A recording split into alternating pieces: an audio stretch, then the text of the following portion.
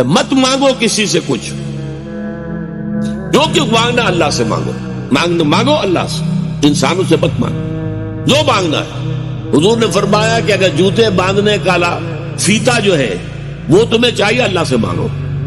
ابھی اللہ کا معاملہ کس ذریعے سے پہنچا دے، کس کے دل میں ڈال دے، کیا شکل پیدا کر دے، انسانوں کے سامنے دست سوال دراز مت کرو۔ لیکن دوسری طرف اگر کوئی اپنی ہتھیلی آپ کے سامنے کر ہی دے تو اسے ٹھوکر مت مارو۔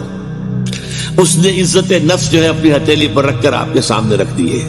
آپ اگر نہیں دینا چاہتے نہ دیں، ٹھیک ہے، لیکن ڈانٹنے کا آپ کو حق نہیں۔ بلکہ یہ بھی آیا ایک حدیث میں کہ تم دو کچھ نہ کچھ دو، سائل کا ہاتھ خالی نہ لوٹاؤ۔